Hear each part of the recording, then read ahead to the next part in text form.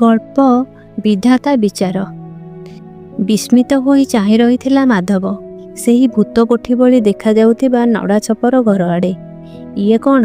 ମୁଖ୍ୟ ଦୁଆର କବାଟରେ ଉଇ ଚରିପଟା ଗୁଡ଼ା ଜରାଜୀର୍ଣ୍ଣ ଅବସ୍ଥାରେ, ଛପର ଅଭାବରୁ ଦାମୀ ଦାମୀ ପଟା କାଠର ଛାତ ତଳେ ବିଛା ଯାଇଥିବା ଆଟୁପଟା ଗୁଡ଼ା ସମ୍ପୂର୍ଣ୍ଣ ନହେଲେ ବି ଅଧା ଅଧା ବାହାରକୁ ଦୃଶ୍ୟମାନ।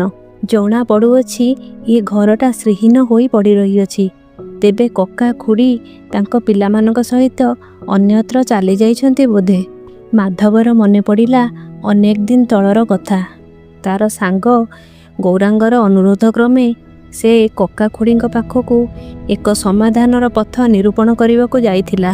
ମାତ୍ର ସେଠାରେ ପହଞ୍ଚି କକା ଖୁଡ଼ିଙ୍କଠାରୁ ତାଙ୍କ ପିଲାମାନଙ୍କ ପର୍ଯ୍ୟନ୍ତ ଯାହା କହିଲେ, ସାଙ୍ଗ ଗୌରାଙ୍ଗ କହିଥିବା କଥାଠାରୁ ସମ୍ପୂର୍ଣ୍ଣ ଭିନ୍ନ। ଗୌରାଙ୍ଗ ବିରୁଦ୍ଧରେ ସେ ସମ୍ପତ୍ତି ଓ ଘରଟିହ ବିଷୟରେ ଯାହା ବଖାଣିଲେ, ତାହା ଅଯୌକ୍ତିକ ଓ ହାସ୍ୟାସ୍ପଦ, ଯାହା ସଭ୍ୟ ସମାଜ ପାଇଁ ଓ ଭାଇ ଭାଗର ଅଂଶ ପାଇଁ ଆଦୌ ପ୍ରଯୁଜ୍ୟ ନୁହେଁ। ଏଥିପାଇଁ ଏ କଥା ଥାନା ପର୍ଯ୍ୟନ୍ତ ବି ଯାଇଛି।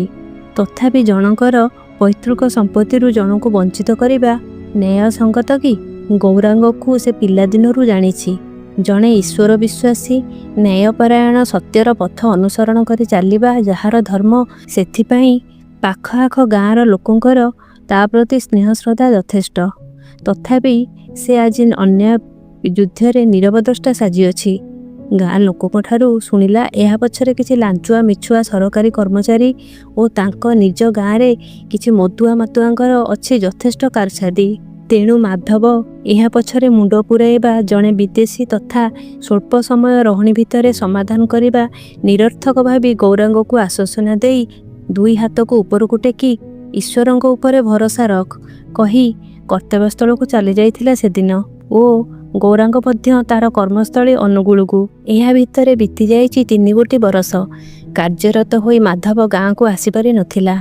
ଯେଉଁ କଥା ପାଇଁ ମଧ୍ୟସ୍ଥତା କରି ସିଏ ଘରକୁ ଦିନେ ମାଧବ ଯାଇଥିଲା, ସେ ଘର ଆଜି ତାଚ୍ଛଲ୍ୟ କରି କହୁଛି, ରେ ମାନବ, ତୁ ବି ଶିଖ। ଧର୍ମ ଦୁଆରେ ସତ୍ୟ ସଦାସର୍ବଦା ବାନା ଉଡ଼ାଇ ଧର୍ମର ଜୟଗାନ କରେ। ମନେ ପଡ଼ୁଥିଲା ମାଧବର ସେ ଖୁଡ଼ିଙ୍କର ସେଦିନର ସମ୍ଭାଷଣ। ବୁଝିଲୁ ମାଧବ, ସେ ଭାଇ ଆମ ନାମରେ ଥାନାରେ ଆଶ୍ରୟ ନେଇଥିଲେ। ଅବଶ୍ୟ ମୋତେ ଏଥିପାଇଁ କିଛି ଅର୍ଥ ଶ୍ରାଦ୍ଧ କରିବାକୁ ପଡ଼ିଲା।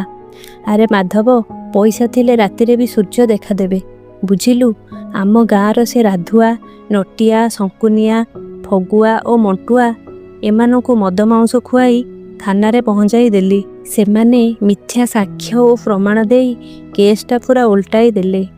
ଅବଶ୍ୟ ଏଥିରେ ମୋର ଧରମ ଭାଇ ଓ ଗାଁ ସରପଞ୍ଚଙ୍କ ଭୂମିକା ଯଥେଷ୍ଟ ଥିଲା। ଭାବୁଥିଲା ମାଧବ, ଏଗୁଡ଼ା କୋଉ ମଣିଷରେ ଗଣା ନା ମିଥ୍ୟା ସାକ୍ଷ୍ୟ ପ୍ରମାଣ ଦେବା ପାଇଁ ଏମାନଙ୍କର ଜନ୍ମ। ତେବେ କେଉଁଆଡ଼େ ଗଲେ ଏମାନେ ଖୁଡ଼ିଙ୍କର ଏହି ବିପତ୍ତି ବେଳେ?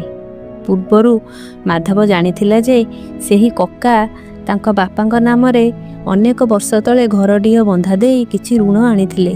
ବାରମ୍ବାର ନୋଟିସ୍ କରିବା ସତ୍ତ୍ୱେ ମଧ୍ୟ ସେ ଋଣ ପରିଶୋଧ କରୁନଥିଲେ।